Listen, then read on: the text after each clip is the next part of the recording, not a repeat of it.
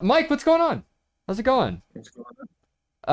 You were just telling me you're a digital producer, correct? Because I Yeah, actually had no idea originally what the hell you did, even though yeah, we've been knowing it digital for a while. producer, trying to be more of like a what you call integrated producer. Okay. And so you work for a company right now, correct? I do. I work for Left Field Labs. Left Field Labs. And so what is the daily life of a digital producer? What Um, what is your goals it, for the company and everything like that? that's a good question. To be honest, digital producers are such like a term used to define like a random assortment of roles and responsibilities depending on the company and what the need is. Specifically, what I do as a digital producer in the past, I've worked on the production of a website, so a web-based digital producer, but digital producers also work on web banners and just any other form of digital media outlets, sometimes social stuff, although, some places have social producers and sometimes apps, but some places have integrated producers, which is kind of what I'm getting into. So that's more in the So, digital space, like apps and so stuff like that. yeah, an integrated producer is usually someone who works on a variety of those mediums. So like someone who's like fully integrated with like working on applications or experiences or uh, web experiences or virtual reality or augmented reality experiences, Oh, kind of a wider range of stuff like that, which is what I've kind of been working on the last 6 months or so. wow. So that's kind of also the NFT space as well, right? Uh, Partially. I mean, one of the clients that I work on is doing an NFT series, yes, but um, that's kind of like a new space where I don't really think that I'm aware of like full on agencies are doing much yet with their clients. That's more of like independent teams of people creating their own NFT series. Okay, yeah. And so, because I knew you were talking about getting into it a little bit. I mean, but that probably on the Yeah. side. Which we'll get to the whole side thing in a minute. Um, anyways, so that's interesting. So would you also be like responsible for like merchandise and stuff like that? Like, for example, I like to get a T-shirt. So I mean, I didn't know if this had anything to do. It was just my most artsy T-shirt. And even though we were talking before earlier, you haven't been in the art scene too long. I mean, I view you as an art guy. You have a place at the Melrose Trading Post. A lot of what you Mhm. do is art in that way as well. I mean, I got a piece of your fucking art hanging on the wall right here, Mike.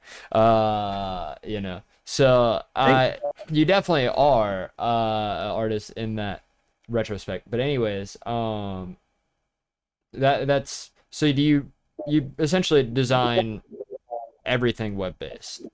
What are you designing right now? Is it just the like you were saying earlier, websites and everything like that?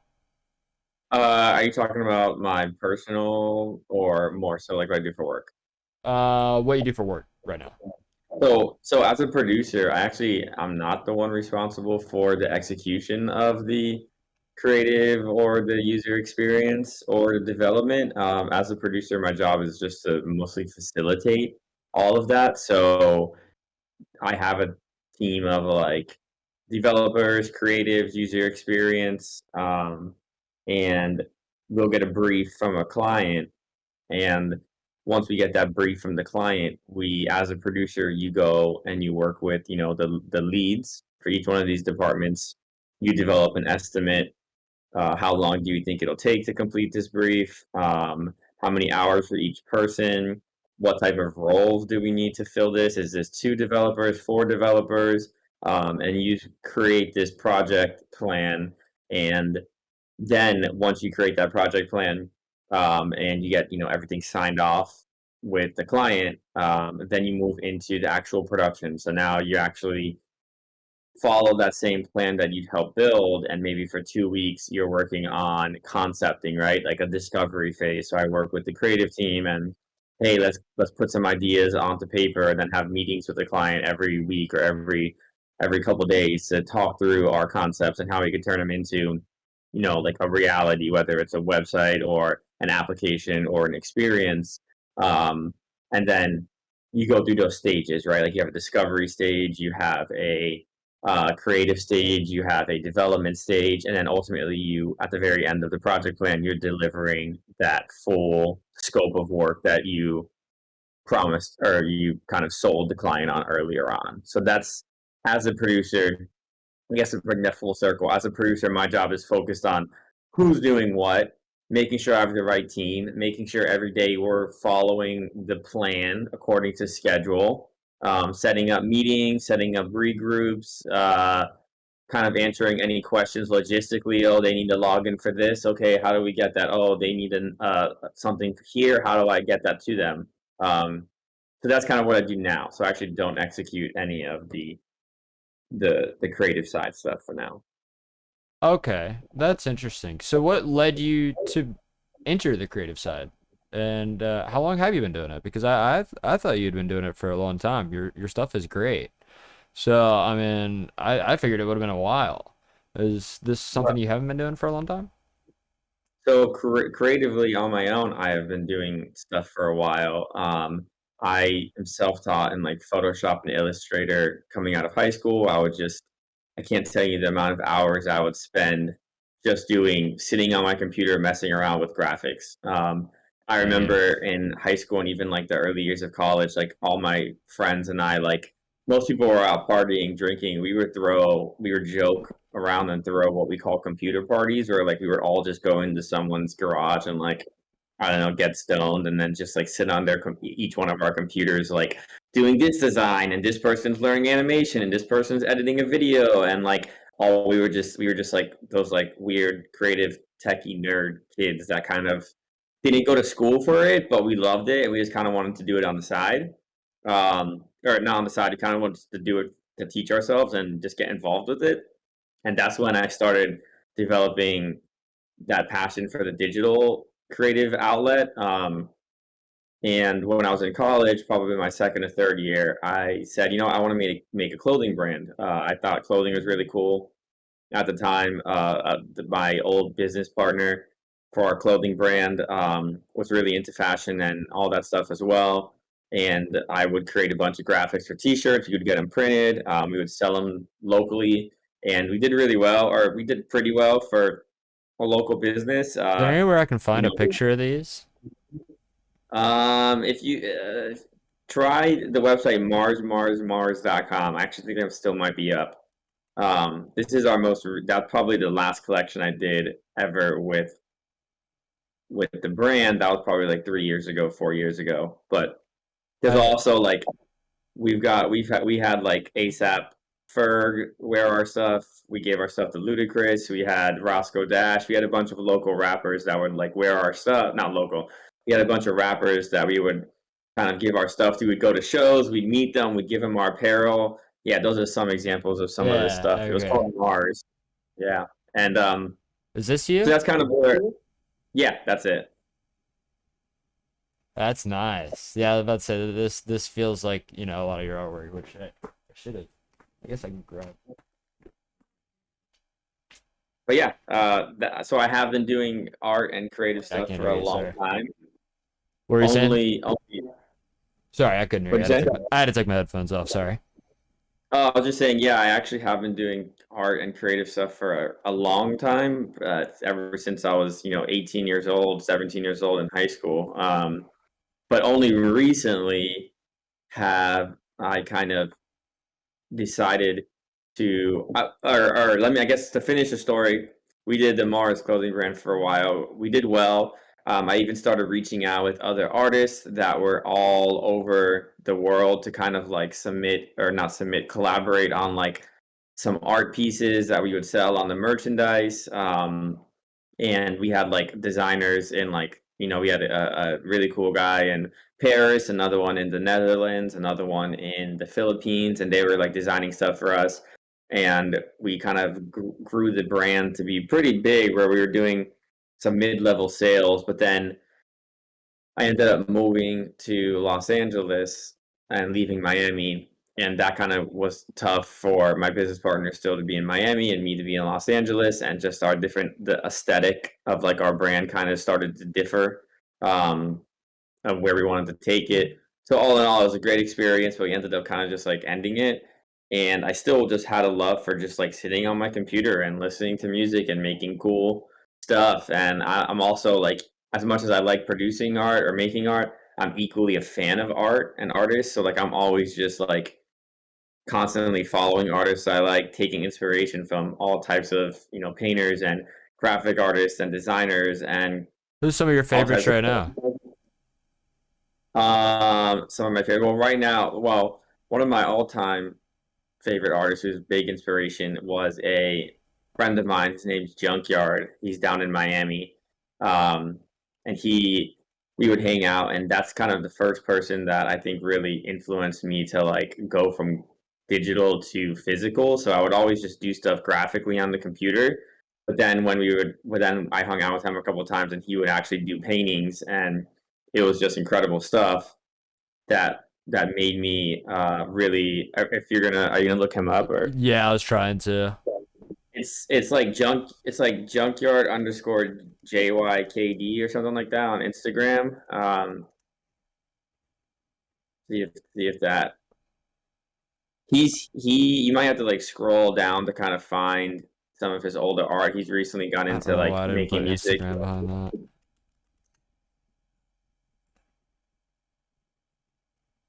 It's just hard with the stream delay. I'm like waiting to see what Oh you no, found. you're good. I'm pretty sure I found him. Yeah, I think you had found them, but you probably have to like scroll down further to Yeah, I see. think I did as well. Um, I'm but fairly yeah, he was confident a, this is yeah, him. he was a big influence. Yeah, that's definitely him. So I'm looking at your stream now. So he does Yeah. incredible stuff. Does he do these And tattoos then as well? he does, yeah. He was Wow. originally a painter and then started pursuing the tattoo medium, and then also started making music. So he just does really cool. I don't know how to describe it. Even one of the big pieces in my apartment is actually one that I got from him. Um, yeah, he's really dope. I also like That's it. yeah, there's a good another friend of mine, Uriel, is in Paris, and he's a pretty legitimate tattoo artist, and he's done a bunch of stuff for me after over time. Yeah, you're tatted up. Um, Hold on one second. Where are we? But yeah, Where Junkyard's a are good Junkyard? big inspiration. Uriel is a really big. He's a friend too, and he's done a lot of my tattoos, and he's definitely a huge inspiration. There's other like local artists like Terry Urban is really cool. I found him on TikTok recently and been following his Harry stuff. Urban? Yeah, he's big on TikTok. Huh. And then let me think who Oh, this else. guy right here. Yeah, well, I don't. Let's see. Otherwise, overall, like I respect like street artists a lot, like Keith Haring, and yeah, like he's cool. I like his style, but yeah, like Keith Haring. I mean, Shepard Fairey. I love street artists that kind of turned a little bit more fine art and kind of like brand. Like Shepard Fairey had the Obey thing. Keith Haring, while he, ended up becoming such a recognizable and notable, like fine, like just like gallery artist. I mean, obviously he came from like the street art scene where he would just kind of do all of his paintings and graffiti, just like on local subway station, like posters and whatnot. So I kind of like that type of art where like less of like the high end like contemporary fine art, which I by no means like have any issues with. I just kind of appeal and like more of like the more grunge street art kind of like you know I don't know, mixed media type stuff. Yeah, are you a fan of Banksy? But I mean, just for a big comparison, like would that be a street art you kind of like? Yeah, so with Banksy is actually what you would what I would consider like the absolute perfect way of combining like art with meaning. So very much love his stuff, but some of his stuff is like some of like the visual stuff, like it's kind of like stencils and whatnot, which he obviously places in appropriate areas locally in the streets. So it is such an important, meaningful area that he finds. But visually, I just like like I like Shepard Fairey and Keith Haring and I mean there's so many. It's hard. Like this is just off the top of my head. Keith Haring. Yeah, you definitely know Keith Haring. Oh, I did. Shit, Yeah, he might have designed this shirt I'm wearing. yeah, maybe. I mean, it's got one of those he's guys on it. One of these, and it looks like he's done some stuff with Nike. yeah. So he unfortunately, he is what do you call it? I guess deceased. I don't know if there's a more respectable term to say, but he Oh, I didn't even realize that. Oh, in 1990. Okay, this probably isn't one of his shirts then, but yeah, he did really cool stuff. He also grew up with Basquiat, so like they both grew up together and like were friends during the same like New York like revolution of like art, street art. They yeah, it's kind of like a cool story about the two of them. Um, and yeah, I don't know. I just for some reason I just like his stuff. I guess you can say my style is a little bit more like vector, solid colors, like more like illustrative, which is what Shepard Fairey and Keith Haring and all of them do. He yeah, does that. all of he does obey clothing. You definitely have seen his stuff too. Oh wow, yeah, I have. Yeah, I've seen this Hope one, the Obama one, several times. Oh yeah, yeah, I've definitely seen it. Okay, interesting. I didn't even realize. So you, being a producer right now, do you see yourself ever going in to the creative side, or do you like where you're at right now, for a job, being on the Um, and having art as a hobby? it's a good question. I think it depends. When I graduated college, I was a graphic designer for a couple of years out of school, and even to date, every once in a while, I kind of like will freelance if a friend needs a logo or a website or like whatever it is they need. I try and work on stuff, but I just don't really enjoy doing what other people want like full time. Obviously, if it's for a friend or if it's for like a one off thing, I'm happy to kind of do stuff. But I wouldn't want to be like a graphic designer for a company that like does a bunch of stuff for a bunch of random companies. That's just not really where my passion is. I also just don't. I don't to be truthfully honest. I don't have that full expertise. I kind of just like most artists that kind of like are self-taught, like they just know what they know based off of just hours and hours and hours of messing around with the program and trial and error and coming up with shit. So like that's just kind of what I am, right? Like I know like my specialty in the art that I make and I know it well just because I've done it for many years, but I wouldn't be a full-time like graphic designer that knows how to prep all the assets in certain ways and you know make three or four different all type like really cool versions of something like that's just not for me. So in the meantime, I like being a producer because I feel like I understand the creative side, but more importantly, I can help guide creatives without actually having to be the one to execute it. Yeah. Um, but at the same time, I do want to pursue like the art career like full time, but as an artist, not as a graphic designer that works at a company. Yeah, I feel that because I thought, I could definitely go on like Fiverr and do like, to make some extra cash, do, TikTok videos for people because some people don't know how to convert it into the TikTok format very well. Like they'll still leave it in the 1080, 720. But anyways, so I was thinking about doing it. It's like, God, having to appeal to somebody's exact like artistic view, I don't know if I want to be, but I could see what you mean, like where you're just overseeing that somebody else is going to execute it, but you're overseeing that they do execute it. essentially. Yeah, and I will say, like, when you start at a company, usually you're a designer executing all the little nitty gritty details, which is, obviously cumbersome and like tough to do. But eventually you grow into a place where like you're an executive creative director, or you're just like a creative director, and you oversee and you do more conceptual stuff, and that is really cool. But knowing that you have to spend years and years, 5, 10 years to kind of like be a graphic designer for a while to get to that point is where I just like, I don't know, it's not for me. It's nothing against it. I totally respect and work with tons of creatives all the time and love what they do. Do Uh, you have but a I gotta degree? just yeah, I have a marketing degree. Okay, and so do you need a degree to get into that job space? Or this is something Um, I've always wanted to ask people, and I always forget to ask. I meant to ask Ben.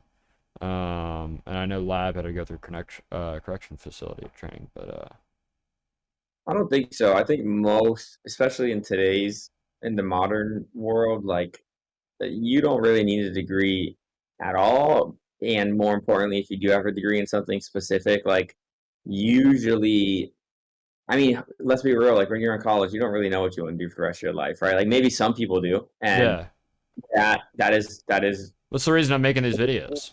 Honestly, yeah, and that's good for them, right? Like some people do, and that's good for them. But even out of half of the people of those people, they think they know what it is, but they don't know what it is, right? Like right. they think they like fashion, but then once you get into fashion, you're like, wow, this is actually super cutthroat, and everything is manufactured in China, and no one really cares about anything. Like I'm just making that up. Yeah. So like they're like, oh shit, this isn't really what I want. Or some people are like, I love fashion. Okay, well you love fashion. Well, or music's a better example. You love music. Okay, well, do you want to be an artist? Do you want to be a producer? Do you want to make sets? Do you want to do touring? Do you want to be a manager? Like, Edit music there's like, videos. I started off doing that for a little bit. That's what kind of I think gave me like I mean yeah I think everybody does it at some point. I hopped around from originally I was going for med school, went to one chemistry class, got the hardest chemistry teacher at LSU, decided that wasn't for me. I failed his class. It was the first class I'd ever failed in my life. Flunked it with flying colors. Decided to go to marketing.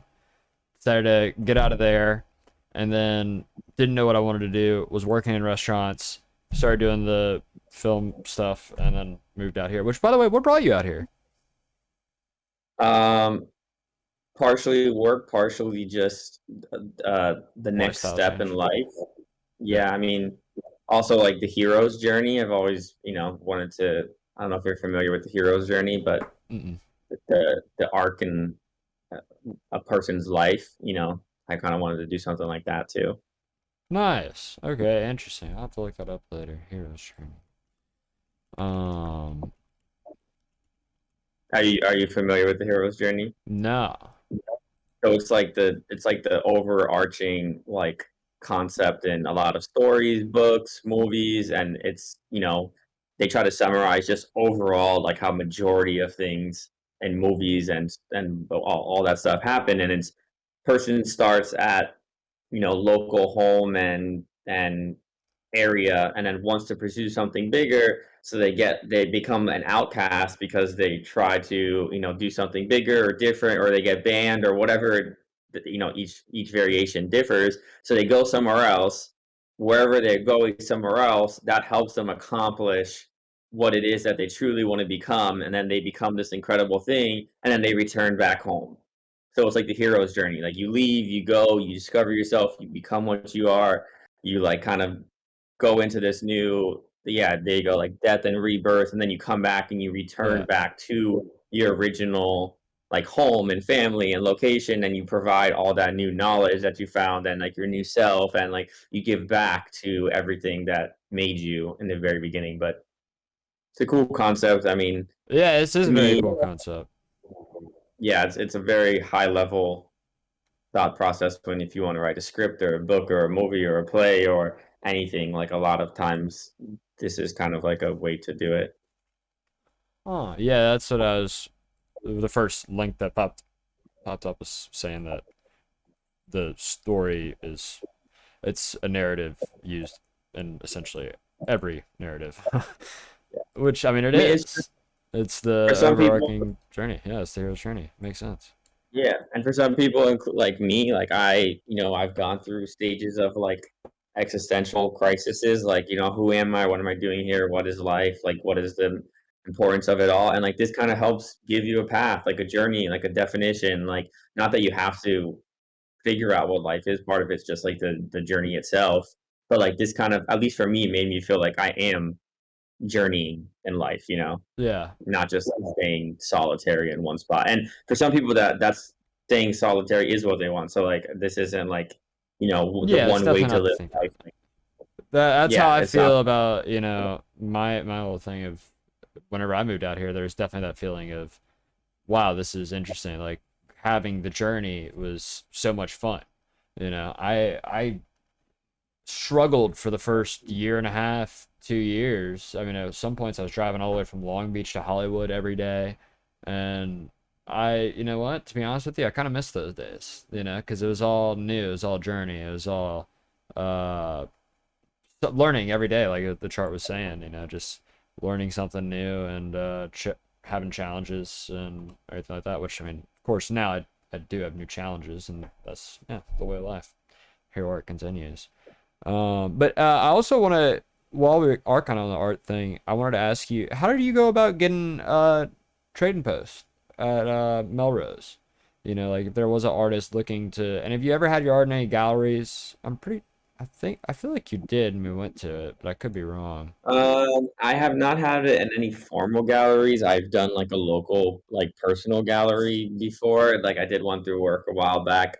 That's probably the next step that I would need to take to become more, I guess, legitimate, some may say. Although there's just like anything, there's different routes to what you would consider success. Being an I artist, you thought can, I thought you being at the Melrose Trading, but that's why I wanted to ask about it. I thought that was huge. yeah, It's a yeah. huge trading post, and you have a booth there.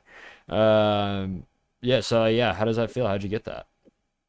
I'm with you. I went to Melrose many, many, many times the first 6 years I lived here, and always just like dreamed, or as silly as it sounds, like wanted to kind of have a booth there. And I would always like look it up online, and it's as simple as like a vendor submission, like, hey, you want to sell here, like submit it. But they definitely have to like approve you and make sure that you fit right with like the theme. And I just kind of, I did my due diligence. I made sure that like I had a website, I had a social media following, I had a bunch of different pieces, I had a little portfolio, and I was kind of ready to go to present myself the best way I could, instead of just like naively like coming into it like, oh, like I want to submit, but I don't really have anything going. I just kind of like Yeah. want to, you know.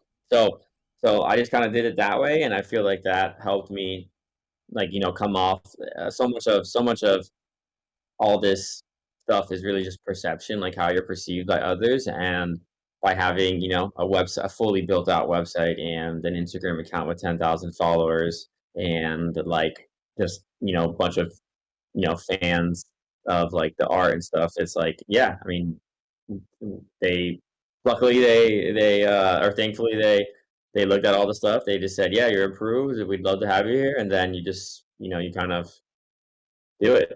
Yeah. Yeah, Nice. it's So it was a surreal it's moment for easy. you. So you don't have to pay anything or anything like that. You do have to pay for a rental space, so you have to pay each week.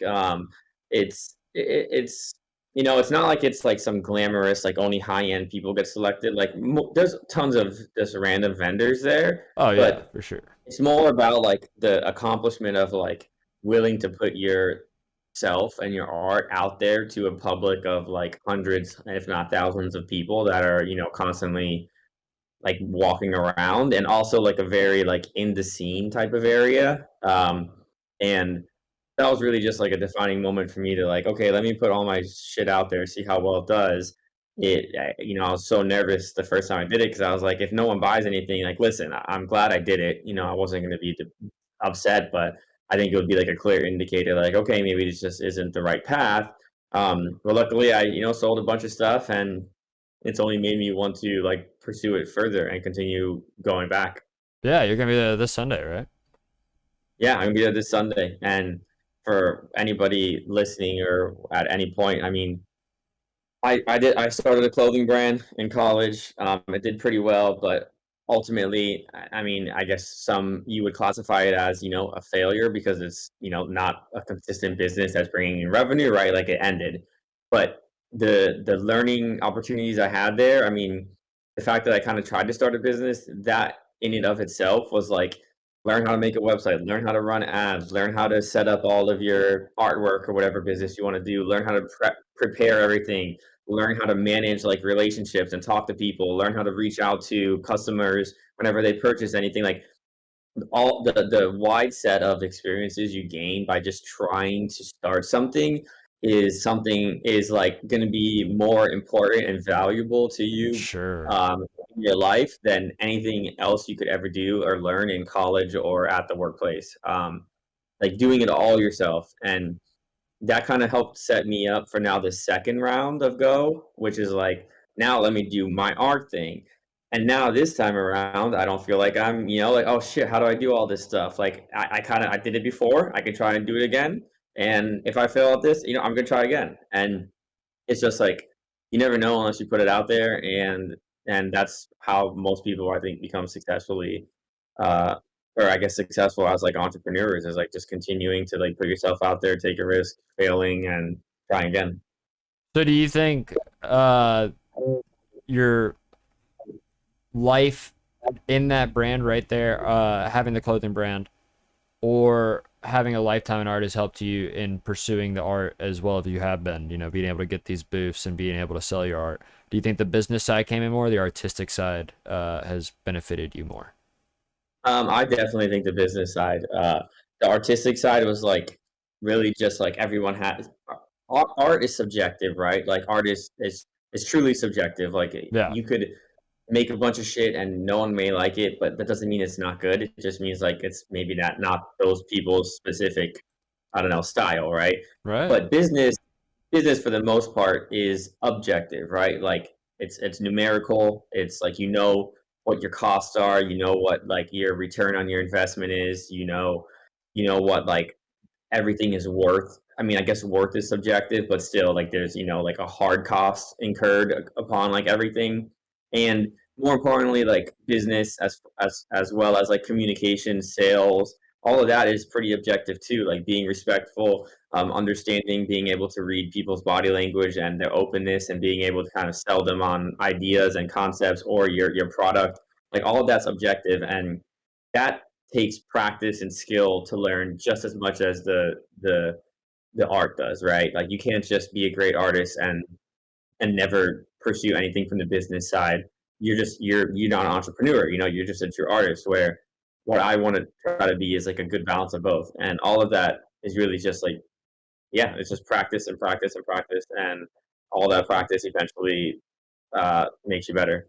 Yeah. So to answer your question, both, but again, like if I hadn't And done the business, I just did a bunch of art, I don't think I would have the business mind or the business confidence to say, let me pursue one of the most highly prolific what do you call it? Trading posts or whatever markets in Los Angeles. Let me go get all this stuff. Let me know how much I should sell each product. Let me set up a booth and stand around the booth and actually talk to people and try to sell them on stuff and try to all of that came from trying to run a business back when I was in college, right? Like that all came from that. The yeah. art thing I always just did for fun or as a passion on my own, and that can guide you somewhere in life. I'm not saying it can't, but the business side of it was really kind of what helped elevate me to that next step, I feel like. Especially in, I mean, we're in a time that you can market yourself like no other. I mean, with social media, the internet,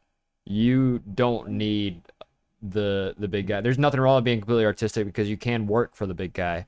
Like you said, you're the digital producer. You oversee these people that are just artistic. They have no business side. I'm sure you have one or two. And we know people. I know people like that. I used to work for an artist that he had to hire somebody else to do the business side because he didn't function that way. And but in today's time, whenever you can sell yourself, yeah, you definitely need it. Mike, I have a little segment I like to call "How does this make you feel?" You ever see the Yeah, pictures of like the butterflies? And like somebody thinks it's sure, butterflies, and yeah. somebody else thinks it's two people's fucking. Yeah. So it's just like I want you to tell me what it is, how it makes you feel, and stuff like that. Okay. It's just Cool. our little part of the segment. Anyways, so that's why you needed to have the stream up. This is the first one. Whenever you do see it, how does this make you feel? Yeah, sure. I'm probably gonna wait 30 seconds for this delay, but I'm ready. Oh, you have a bigger delay than usual. And for what it's worth, okay, here we go. Um, how does this make me feel? This reminds me of my friends. One person in a group of dangerous, a group of danger in a dangerous area.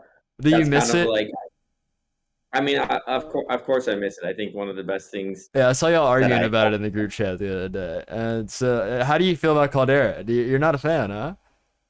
I am not as much of a fan as I am for Verdansk, but to be completely honest, I played a game to connect with my friends more than I played a game to, try and like, I don't know, have the best map possible. So overall, I kind of just do what I do. I load up, play with friends, have a good time, talk shit, laugh about stuff, and then get mad at the game. Totally get mad at the game for sure. Oh yeah, But you don't yeah, have to I tell me mean, about that. yeah, it is a funny screenshot you got there because that is something. Let me tell you. Yeah, that is something. That is something. But I mean, you're a big game guy, and that's Yeah. another one of your hobbies. You're a big game guy. And what's always interests me is this next picture, which is very unique to you. You're a big board game guy.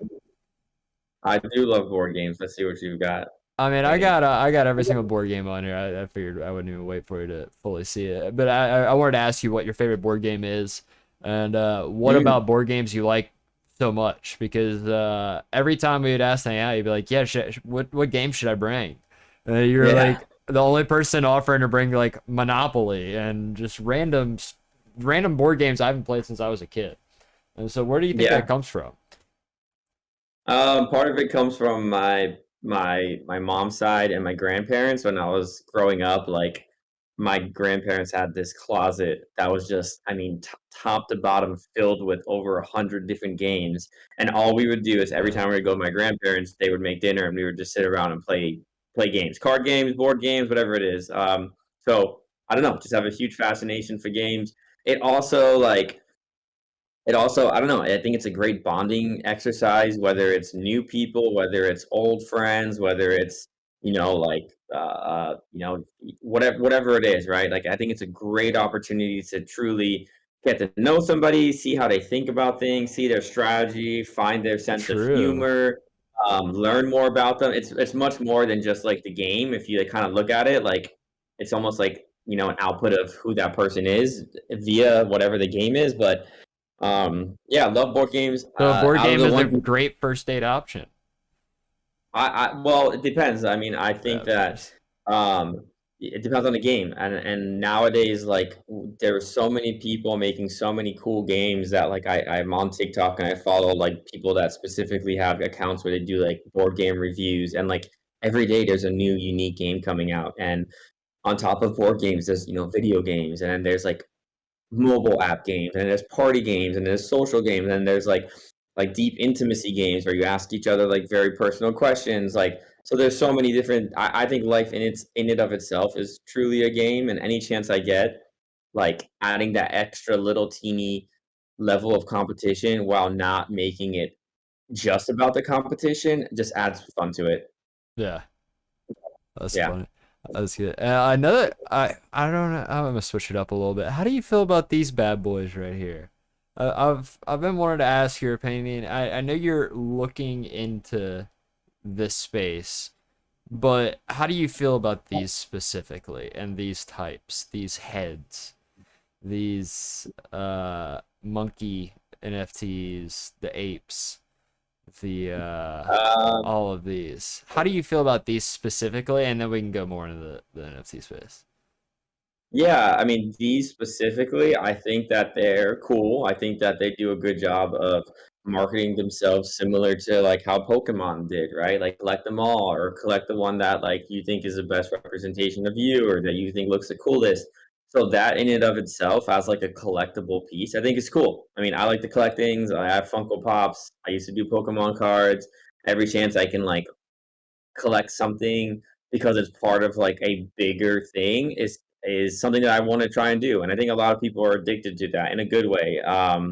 So I think it's this specific collection and this genre or theme of like NFTs does it in a really cool way. My concern is that now it's becoming so oversaturated that like and the price is just so high that it's kind of like, well, this was supposed to be like a fun collectible thing, and now it's like almost like really just who spent the most money on which one. And that's when it becomes, I don't know, different to me. That's just in my opinion. Yeah, I view it the same way. And another thing I found interesting about NFTs is like as we go more into the digital space, which I mean you might be more familiar. I feel like we're eventually gonna have kind of like we already do in games where you buy your cosmetics, you know, you buy your clothing, you buy your Call of Duty outfit, you know, you buy these certain things. They're eventually gonna be like an NFT kind of format. You know, so you're gonna have somebody Yeah. made this outfit for this, you know, your virtual character and that's gonna be what's worth value. That's why the properties I think are, you know, I think the properties are almost like buying properties in worlds that are guaranteed to continue on. Like I don't know how Sandbox is exactly, but if Sandbox continues at a good trajectory, I mean, whoever paid for that property next door to Snoop Dogg's house, unless Snoop Dogg moves, I mean that was a great buy decision if we fully go into the virtual realm. But yeah, these I don't see that panning out whenever you have so many. It's just yeah, the market is so saturated. Oh, there's gonna be a few that are gonna be, you know, significant, but that's gonna be up to the market in 5 years. You know, Yeah, and I think whereas overall in general, like NFTs and I mean honestly, all of this whole like decentralized like value of like certain goods or commodities or whatever it is, like I think it's all just like people forget that it's in such an infant stage, like compared to like the the internet. Like, I mean, if you looked at the internet the first couple of years the internet was around, like you saw maybe some person maybe randomly making a web page, and you're like, oh, this is it, you know, like this is the thing, like this is the furthest it's gonna go, like it's gonna be so cool. Like you couldn't even perceive how where we're at now with it, and I hell think no. that's the same. And that's the same with this, right? Like this is fun, it's cool, it's collectible, like it's a great way to like really push boundaries. And it's a great way to like, capture the times you're in of like, collecting and hey, we're first kind of expanding into like this decentralized market like concept. And I mean, maybe not, maybe it's like 5 years old or 10 years old, but even then it's still in an infant stage. And yeah, so I don't really know if like this is really going to even be valuable or around in a few years from now. Instead, I think it's just capitalizing on a bunch of people who are eager and interested in where this can go. And for what it's worth, like sometimes that's really what it is, right? Like that's what the current state of something is, and that's as far as it can go. But I'm kind of just curious to see like how far it really becomes, and how far it really goes, I guess. Yeah, Sam, that's why I think, you know, it's gonna go into clothing next and stuff like that. You know, like your digital wear. You know, you're gonna have Gucci sunglasses. Gucci's gonna have, you know, a I limited feel edition. You know, I don't know. like I in feel like that's gonna start happening. See, I think like in the 70s, people like I don't know if you've ever heard of like retro or retro future. I think it's what it's called, like art and like graphics, where like people in the 70s and 80s would like draft up what they thought like the 2000s and the 2020 would look like, and it's flying cars and like all this crazy shit. And in reality, like we're nowhere near that. Why? Because like you can't anticipate that. So like although I feel like the clear path is like, yeah, everybody just like the one game Ready Player One, a movie Ready Player One, like, yeah, everybody's gonna be wearing a VR headset and buying virtual clothes and shoes. Like, I don't know. Maybe that's what we're thinking it's gonna be in 20 or 30 years, but maybe something is gonna totally come in and shift our entire consciousness or level of like, I don't know, understanding about this, and maybe we're gonna take it in a totally new direction. So I Yeah. kind of just like part of my reason of living every single day is just the excitement of like what the fuck are we going to discover today? What are we going to discover tomorrow? Like, who knows? And where is that going to lead us in 2 years, 3 years, 4 years, like 10 years from now? I was the same way until I saw Noah get on one, actually. Once I saw Noah get on mine, and then he was like, "Oh yeah, I'm buying this." He plays that shit more than I do now. Noah never plays video games, but I'll Yeah. get like notifications on my phone at like last night I got one at 10:30, and I texted him about it. Your friend Noah has achieved a new achievement in PokerStars VR, and I'll get one in the middle of the day. I'll get one in the middle of the night. Like he's always on it, and he never gamed before, and so that's where I was like, "Oh, okay, like this is gonna hit different people in different ways, you know." And then Well, that's also like that's a fully immersive experience, right? Like virtual yeah, reality is fully immersive compared to augmented reality, which is like partially immersive. And I think like a lot of people like myself, like I kind of get sick if I'm in fully immersive for too long. And when I come out of it, I have a headache, and I don't feel good or nauseous or whatever. Where I think like although Ready Player One like does have that as like where they think the future is going to be, I personally think that like especially with Elon Musk's Neuralink, where you can insert chips into the back of your brain or back of your head to help connect some neurons within your brain receptors. I feel like it's going to be less of like this fully immersive digital world and more of this combined physical with digital, where I think we're going to walk around and we're actually not going to have any sort of headsets. We're not going to be, sitting on our couch. We're still going to be physically in the world, but instead, maybe that neural receptor is going to help us just kind of see this new layer of like digital experiences that we would never be able to see before. That's yeah, where I think I've it's going to had some go. creepy thoughts about that. Like augmented reality is just like, eventually, because they're already coming out with augmented reality kind of things, but Yeah. eventually, they're gonna come out to where you're gonna be able to put a filter on somebody. Like Snapchat was trying a while back to where the glasses you could put filters on other people in front of you. You're gonna be able to see people however you want to eventually. Yeah. So your loved one wouldn't their looks wouldn't really particularly matter because you could design it in your head and you could go through. I mean, this is 100 years, the future, whatever. You could go through a whole life without knowing what somebody actually looked like just because you designed them in your augmented reality before actually, But see, I don't seeing it. like that's where I think like having that why like the other thing too that like a lot of the younger generation is doing is they're pushing back on technology. They're spending less and less time with it. So like equally as much as we're advancing, we're finding out that like people really do truly enjoy the physical world without For the, sure.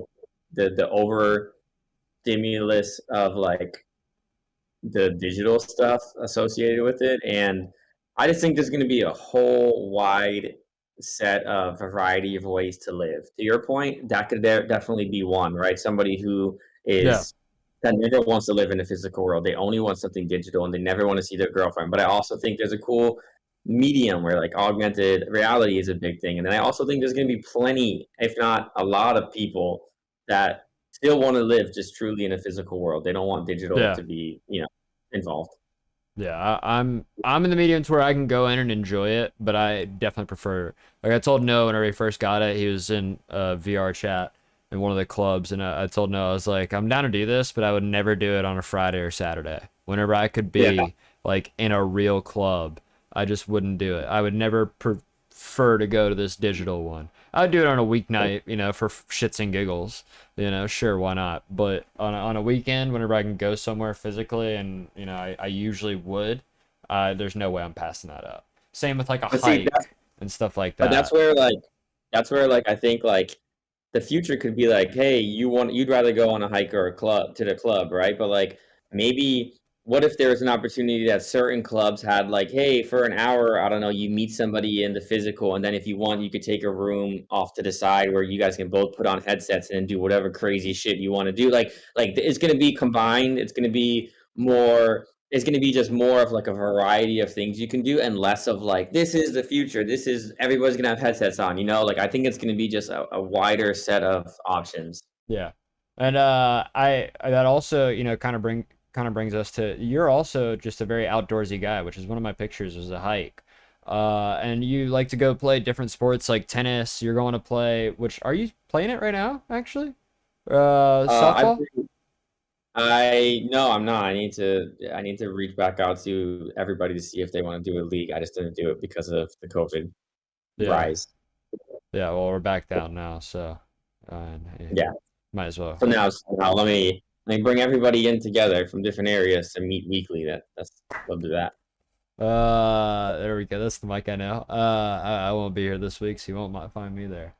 Yeah. No, I'd be down for a game or two if I could, but like you still gotta let me know about that. Anyways, what inspires you about outdoors? What do you like about outdoors so much, and do you think it inspires your art in any way, or do you like it because you have to do most of your art and work inside? You just like getting outside? Um, to be honest, I don't know what inspires me to go outside, but I do know that like when I do go outside, I feel a greater sense of like life and being alive and connection with nature. So I can't really speak exactly why or how, but that's why I just like being outside. I also love physical activity. Again, partially for the health reasons, but the other part of it is just like the mentality that it gives me. It makes me feel like accomplished. It makes me feel like I'm living. It makes me feel like I'm, this thing on this planet. Like you don't really get that sitting inside all day, or maybe some people do. I don't get that sitting inside all Maybe a little day. bit of the competition aspect too, huh? Yeah, and gaming. Like, when you go on a hike, like you challenge sometimes to play a game, you don't have to play with others, right? You can play with yourself. So like part of like physical activity For is like sure. challenging yourself, like beating what you thought you were initially limited in doing. And that sense of it, I guess is why I like it. As far as inspiration for artwork, I mean, not really. Majority of my artwork is like figurative. It's kind of like colorful, abstract, less of like, natural Yeah, I don't and see less of very much outdoorsy influence in your art. I was just asking, if yeah. maybe you got any Yeah. No, I colors mean, in there. I mean, so who it's knows what pretty cool. influences art? I don't. But one thing I did notice that your art was kind of influenced and was kind of a big hit for you, which is one of my other pictures, is the uh, editing of celebrities in a sense, Oh or yeah. that kind of celebrity thing. What Where did that come from, and how, like, why do you think that does so well? Because I remember you were saying that you had sold a few of them at the last whenever we came to buy ours, and that they were. I went to go look at them and I couldn't find many more. It seemed like most of them were pretty much gone. What do you think the big attraction on those kind of pieces are, and what inspired you to start doing them? I mean, the main inspiration was that it was just the music I listened to while I did stuff. So, Huh. why not pay an ode or like homage to like the person who like gave the music that inspired me to do the art that I did, but also part of it is like I don't know, just I mean, part of it's kind of appealing to a target market, especially as like an emerging artist or an unknown artist. Like creating something that is more familiar helps somebody be more open to engaging and looking at the rest of your art. Um, so partially a good marketing strategy. I mean, at the end of the day, majority of people don't, or not majority, but there's a good amount of people that would prefer to fill their walls with things that they know and less about like something abstract, something that's an unknown. And a lot of my art is so like kind of I don't know, abstract and I guess like unique that it's hard for somebody to appreciate what it is until they kind of see like the full scale of the work. And adding something recognizable, I think, is just a great way for them to feel comfortable. And I mean, who doesn't want to buy something for Prince, Michael Jackson, like Freddie Mercury? Like if you listen to their music, which majority of the world does, then like why don't you want to get something cool? That's also like another person's interpretation of that.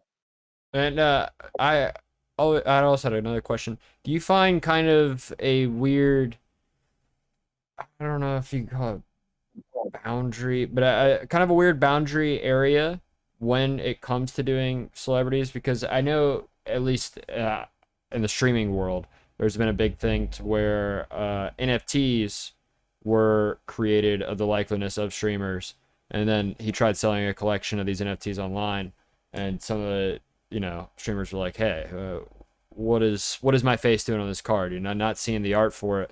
But I also think that comes into the fact of that's a huge market. They're making thousands off of each one, and it's gonna keep getting resold. And it's a weirder place to whereas buying something to hang up on your wall. But is there any kind of feelings you ever have about that, or just any thoughts you've ever had about that whole space, or just now just you enjoy it and you Yeah, want to pay homage, like you were saying, to the people that inspired you to do your other art that you've also been working on?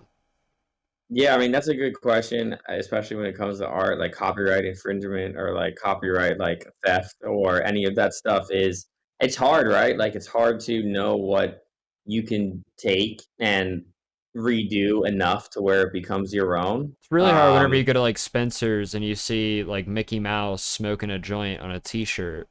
Disney didn't approve of that, but you're buying it at Yeah. a corporate place. It's they're very vague and gray laws around all of that. A lot of it's just like, I guess like respect. But I mean, like I'm the type of person that's like almost everything. Like if you don't realize how much of music, for example, is really just samples of older music, like it's kind of crazy because like, yeah, no, there's not many, and I fully 1000% respect anybody that creates something from absolute nothing with no inspiration. But at the end of the day, almost everybody takes and steals inspiration from others, right? And what the most important thing is that you're taking your inspiration or stealing whatever you want to categorize it, but it becomes unique enough to where like it's actually yours, right? And there's a difference between what the original was and what your interpretation is. And that goes the same for like facial face pieces, for any kind of art. That's what I For noticed about somebody your with celebrity pieces, was that you had your style kind of intertwined with the celebrity presence. yeah, like I obviously didn't take that photo of the celebrity, like I use a photo as a reference photo. And that's when it's like, okay, technically somebody else's art is like that photography, but you know, that photographer like took a photo of like something else, right? And that person isn't like whoever they took a photo of, like, they took a photo of Michael Jackson, right? Like Michael Jackson's Michael Jackson. So like can only Michael Jackson use his face? Like no, a photographer can take a photo of Michael Jackson and use it as photography. A painter can do a painting of someone's photography of Michael Jackson, and that's a painting of it. And then somebody else can take that painting and rip it and do whatever they want and turn it into like another mashup or mock-up of however they want to do it. And like that's just kind of the evolution of art. I mean, as an artist, at least depending on who you are, but a lot of people make art to just help others like cope with life and like somebody said a great quote that like art is not a necessity until you reach a point in your life where you are either really down and you need something to cope with and something to kind of understand, or you're really up. Like if when you're in love, right? Oh, oh my gosh, I want to listen to music. I want to do this. I want to do that. Or when you're really down, I'm really sad. I'm having a terrible day. I'm very like emotionally like struggling. Like you listen to music, you look at art, you watch shows. Like that's when art is a luxury, or that's when art is a necessity. Until then, it's just a luxury. It's only if you want it at the time. And my point being that like art is just like an interpretation of one person way of looking at life, and that can be inspired and influenced by other artists, other photographers, other people, other celebrities. And it's hard, like it's hard to really draw a hard stand in a line for any of that. And I don't know if my art specifically passes copyright and infringement, but I put it out there in hopes that like it's Somebody will understood enjoy that it. like yeah, that I'm not I'm not here claiming that I know Michael Jackson or like Yeah. got approval from Michael Jackson. Obviously, I didn't. Like I'm just doing it because I respect him. I love him.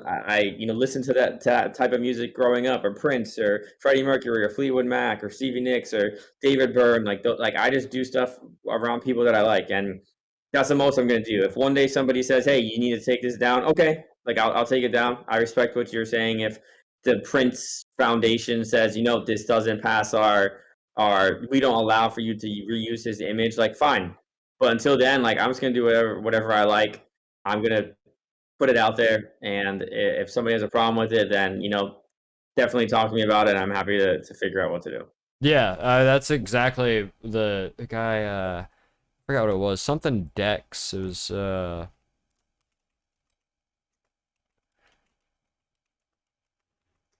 see if I can find it. No, I can't. Never mind. Anyways, he was making the NFTs. Yeah, it was something Megadeck or something like that. I can't remember the damn name of it. But Or if anyways, you look at like he Twitch once streamer, he got approached. Yeah, Twitch streamer NFTs. There was a few of them, but this one, at least like there was some to where people were taking streamers clips, like clips of their stream and trying to resell that as an NFT, and yeah, that was I completely understood that one where it was like this person put no effort into anything. They literally just exactly. clipped the You stream. don't do any effort.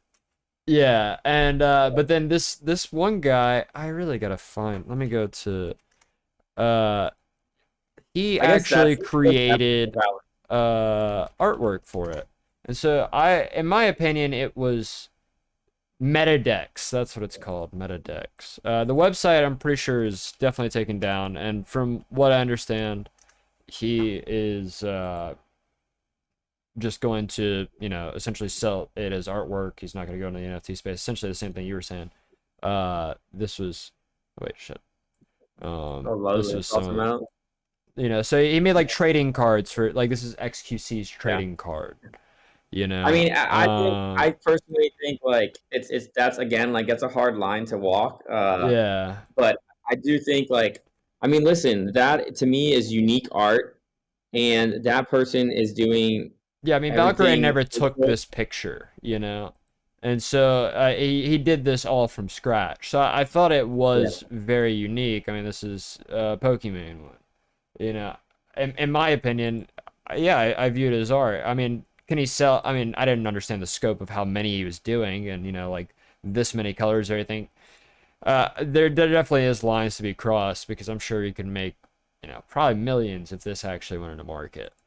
So, I mean, maybe The thing money is, like, does have it's value. also kind of like, listen, like, if you're that recognizable of a face that you're like being used by others for sales, like, you probably have plenty of money yourself, like for you to be so greedy that like, another person can't like use your face. Like again, to your point, like there has They to went be for Logan enough of Paul. like an artist interpretation and spin-off where it's like kind of, yeah, I mean, I don't know.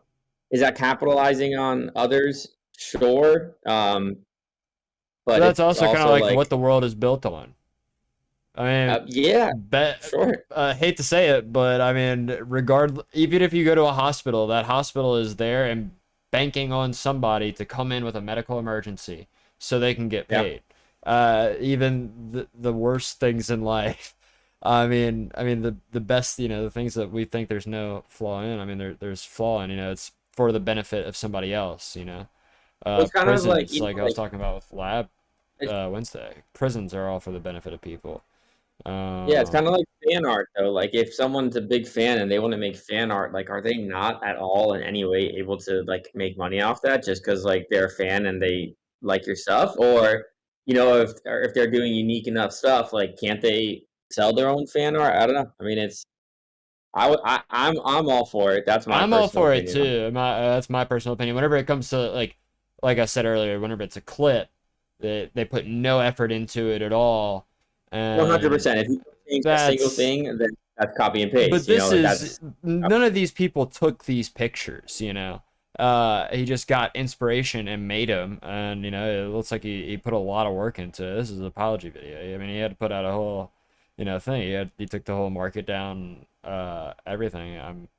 As that you were sucks. saying, Yeah. is what you would do and what you'd have to do. But I mean, it's art. I mean, look, this is another one that and it's it's odd. So like would he not be able to sell this even though Ludwig is the one that originally approached him about it. It's a weird. It's definitely a weird space. Yeah, I was interested in your opinion about it. But Mike, Yeah. that's actually all I got. It ended up going a little bit longer. We ended up getting into some of these pictures a good bit. Is there anything else you want to shout out? I pretty sure I put your Instagram handle in the thing. It's Michael Jacques Art, or Jacques. Jacques. I always like to say it differently. If you want to Sure. say it, or spell it out, it's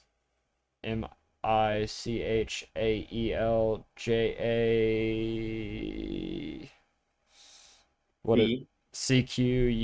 Cqueusart on Instagram. That's it. That's it. Yeah. Well, thanks for doing this, brother. I really appreciate it.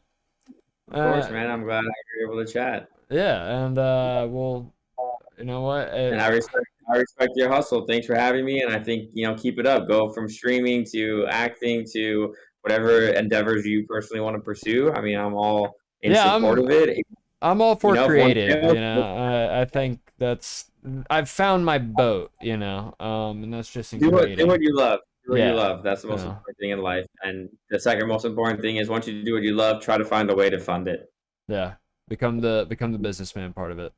Do all that. Yeah. And well, I'd say I'd download Call of Duty, but that's just so big, man. Maybe one day I'll Okay. download it though. But Okay. hop on some Apex every once in a while. I think we could talk Hunter into it. He seems fed up. He seems Yeah. just He's distraught. super, super fed up. We're ready to go to Apex, I think. Yeah. So I mean, get him on Apex. Let's play a game whenever I get back from Louisiana. But I will. all right, love you, brother. Appreciate it. All right. Talk to you. Cool. See ya. See ya.